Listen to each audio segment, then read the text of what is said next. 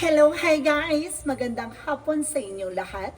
This is Chin Rodriguez from Mesagre Channel, a faith healer o Zomata reader. So ngayong hapon, natatigyan natin ang sabihin sa iyo ng ating mga gabay. So this is the monthly gabay for the month of March 2024 for the sign of Aquarius. So Aquarius, welcome sa my channel. Ano kayang messages, advices, ng spirit guides ang ating masasaga for today's video? Kano naman kayang energy or kaganapan sa buhay ng mga Aquarius ang ating mga hagilap? So guys, this reading is a general reading lamang, hindi lahat makaka-resonate.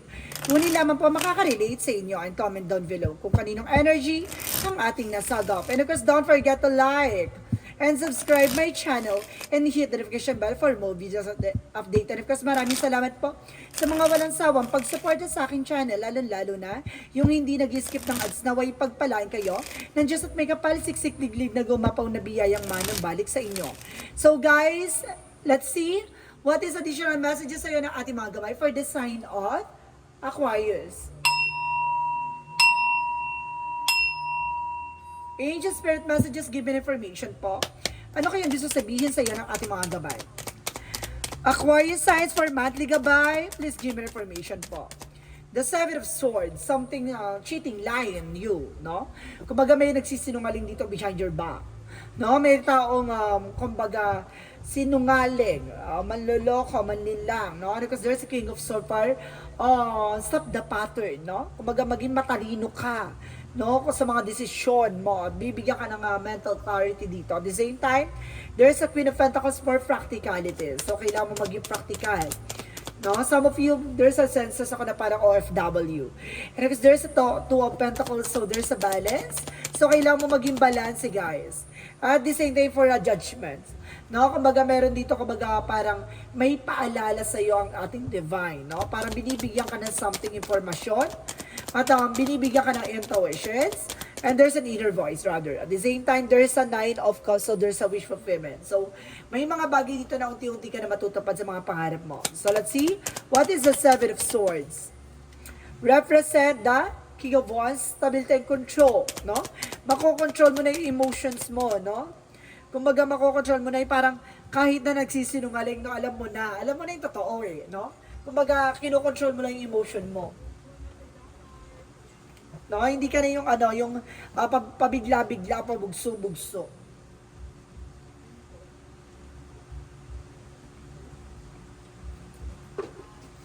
And of course, let's see. There is a Page of Cups by intuition. So, see, nakikinig ka na sa intuitions mo.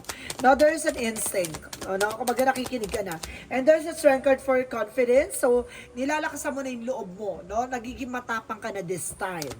So, let's see what is the Two of Pentacles represent the Six of Pentacles. So, there's a give and receiving something by the universe. So, ibig sabihin, balance ka na. No, kumbaga there's information na parang control mo na yung situation. The judgment for the Three of Wands is waiting for a result or waiting for a shift. No, parang may paalala sa'yo na hintayin mo yung resulta. No, hintayin mo yung totoo. Antayin mo na siya yung magsabi sa'yo. O antayin mong may dumating na document sa'yo or informasyon. So, let's see what is the Nine of Cups represent the word card. So, there's a travel, guys. Now, there's a double clarification na may travel ka. Na magdadala ng wish fulfillment mo. Some of you guys gusto mga ibang bansa o gusto magtrabaho sa ibang bansa. The Seven of Swords and the King of Wands represent the Seven of Cups. So, see confusion. No, sa ngayon parang naguguluhan ka, nalilito ka. No, bakit ganto, bakit ganyan, bakit nangyayari sa iyo to, bakit nagsinungaling, bakit niloko ka. No, parang kumaga kinokontrol mo 'yung sarili mo kasi nagtatanong ka kung bakit, no? So there is a King of Swords and of course the Page of Cups and of course represent the Seven of Wands, protection, no? No, kumbaga pinoprotection mo yung sarili mo. No, and of course nakikinig ka sa inner voice mo na kumbaga it's time na parang maniwala ka na sa radar or sa gut feeling mo. So let's see what is the Queen of Pentacles and the Strength card. Represent the Fool card, leap of faith and new beginning. So sinusubukan ang pananampalataya at tiwala mo dito. Kung hindi lang sa sarili mo kundi pati sa ating poong may kapal. And of course, there is a Four of Pentacles represent the Two of Pentacles and the Six of Pentacles. Kumbaga, sinisave mo na yung bagay-bagay para sa'yo. No? Kumbaga, kinukontrol kinokontrol mo na yung about sa finances. Kumbaga, it's either tumutulong ka, nagbibigay ka sa kanya, no? Tinutulungan mo siya, nagpapadala ka sa kanya, suddenly, kumbaga ngayon, magiging kuripot ka na, nagiging mauta ka na at wais ka na. So, let's see what is the judgment and the Three of Wands. Represent, there's a Knight of Cups. So, there's an offer, no? Kumbaga, maraming offer na darating dito para malaman mo at maunawaan mo. So, let's see what is the Knight of Cups. And the World card represent the Three of Pentacles. So, there's a collaboration. So, magkakaroon na dito ng something connections, no? Magkakausap-usap na, makiklear out mo na, malalaman mo na. Kumbaga unti-unti na naliliwanagan ka doon sa mga katanungan mo. So, let's see what is the outcome. Ang pinaka-outcome is the Magician. So, there's a power, manifestation, and of course, there's an information by creation. No? And of course, there is an Ace of Wands for new beginning. So, ikaw yung gagawa ng bagay na ikabubuti mo at ikasasama mo. No, maaaring, kumbaga, ito na yung tamang pagkakataon. There's a spark na parang babala na sa'yo ng langit na magsimula ka ng panibago eksena mo. At the same time, there's a Five of Cups. Ganun talaga. No, pagsisisihan, paghihinayangan mo lahat ng bagay na nangyari from the past. So, let's see what is additional messages for career and of course finances. So, there's an Ace of Cups. So, see, kumbaga pagdating sa finances mo, maaaring matatagpuan mo yung tao magmamahal sa'yo. And of course, there's a Chariot card. So, kailangan mo lang mag-take na action. Mahalin mo muna yung sarili mo. No? Tutukan mo muna yung sarili mo at paparating na rin yung tao na yan. The more na kumbaga minamahal mo yung sarili mo, the more na darating yan, kumbaga mabilis, no? So, let's see what is additional messages for love life. So, there's an Eight of Wands. So, see, there's a travel, communication. So, see, magkakaroon na something movement, no? Pagdating sa love life. And there's a Page of Swords. See, kumbaga there's a spying, looking, watching at you, no? Baka some of you guys baka ni-stalk ka na nito, or maaaring kilala mo to, mutual friends, or either baka makikilala mo na siya. So, let's see additional messages for health. Pagdating sa health mo naman, there is an Ace of Swords, breakthrough, no? Kumbaga, nalaman mo, natuklasan mo na, at ngayon nilelet go mo na. Kasi, kumbaga, isa sa nagbibigay sa'yo ng problem sa health is your worries, anxieties, and stress, no? Kumbaga, ngayon, kumbaga, nagano ka na, give up ka na, sinurrender mo na lahat, no? Kumbaga, yun yung nagbigay sa'yo ng kalayaan sa kaisipan. So, let's see what is the magical fairy messages. For magical fairy messages, so there's an everything is okay. So see, don't you worry, it all working out a beautiful way. So see, kumbaga lahat ng mga bagay na nangyayari sa'yo, may ibig sabihin yan. At magandang magiging kahihinatnan yan ayon sa, kumbaga, sa magiging possibility sa'yo, no? Yung magiging maganda ang eksena mo. So, get some exercise. So, there's an information na kailangan mo ng massage, exercise, diet. So, there's an information na kailangan mong tutukan yung sarili mo.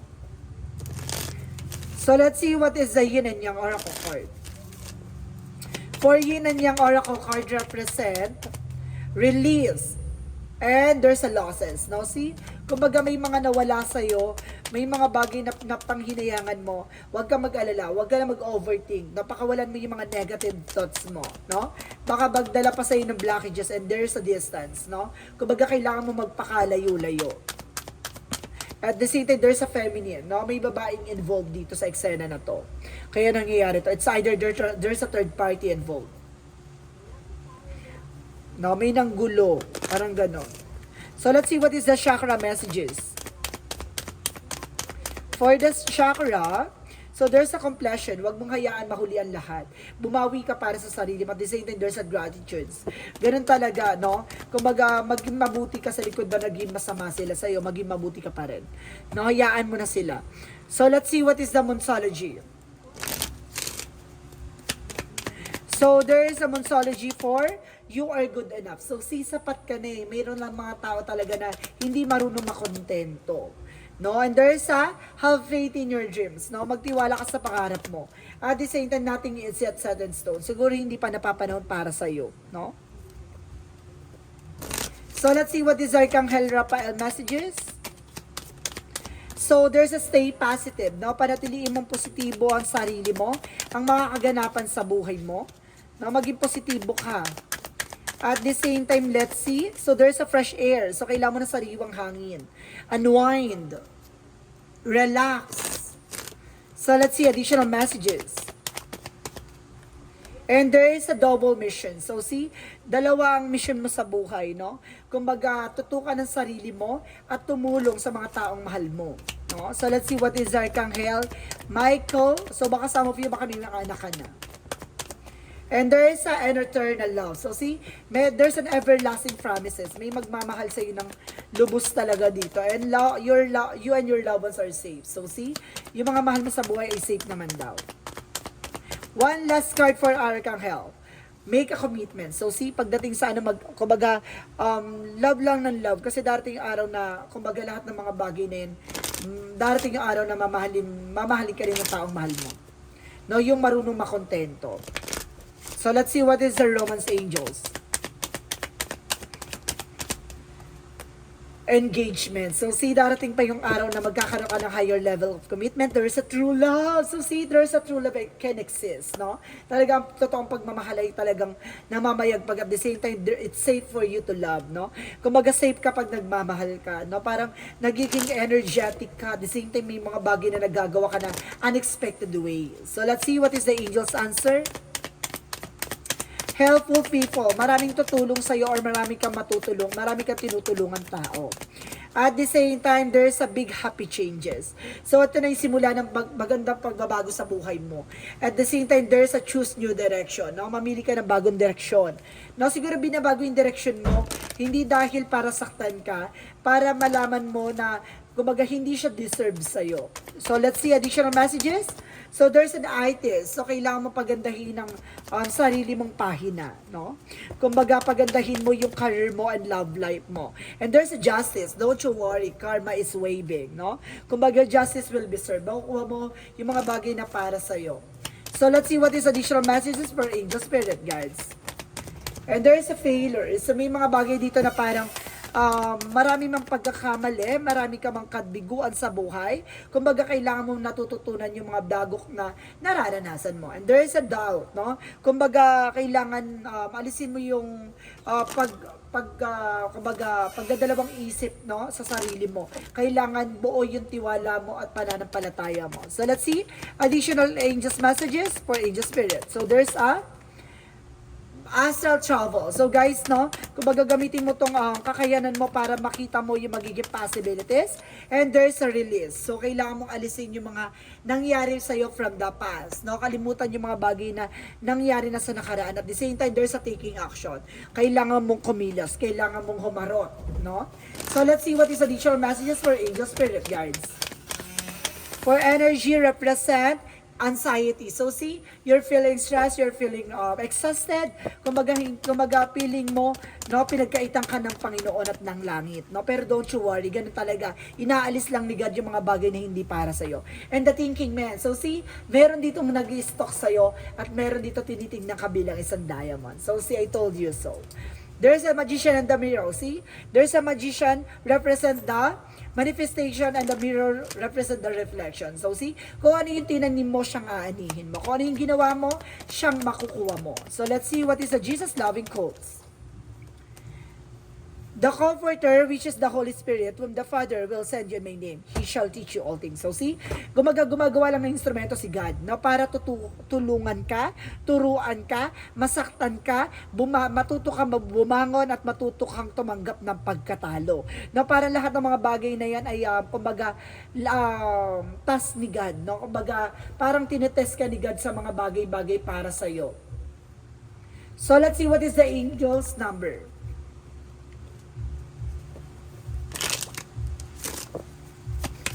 What is the angel's number?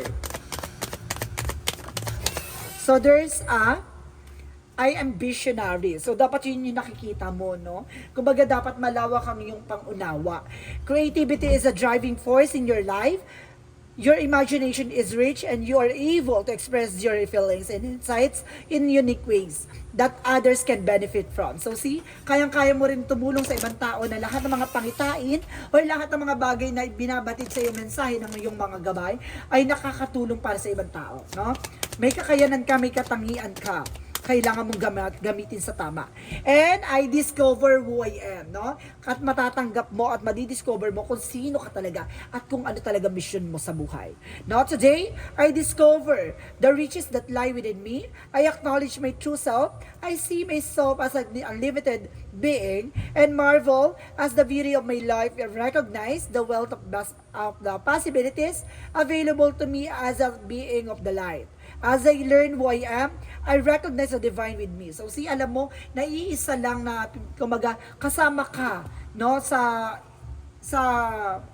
pinagkaloob sa iyo ng ating Panginoon, no? Alam mo, you are being gifted. Kumbaga, may mga bagay ka lang talaga na tanong sa Kanya kung bakit mo nararanasan at bakit nangyayari dito sa likod na, kumbaga, may ibinigay na pinagkaloob sa iyong kakayanan. Ganun talaga, guys, no? Kumbaga, sa spiritual na pagdadaanan mo, marami ka talagang pagsubok na mararanasan. So, dapat marunong ka tumanggap ng panalo at pagkatalo. So, guys, this is monthly gabay for the month of March 2024 for this sign of Aquarius. So, Aquarius, maraming salamat for this wonderful reading. So, this reading is a general reading namang hindi lahat makaka-resonate. Kunin lamang po makaka-relate sa inyo and comment down below kung kaninong energy ang ating nasagap. Maraming salamat guys sa mga walang sawang pagsuporta sa aking channel. Lalo-lalo na hindi nag-skip ng ads na way pagpalay kayo ng Diyos at may kapal. Siksik-liglig na gumapaw na biyayang manubalik sa inyo. Maraming salamat guys and see you in the next video. Bye-bye and babush!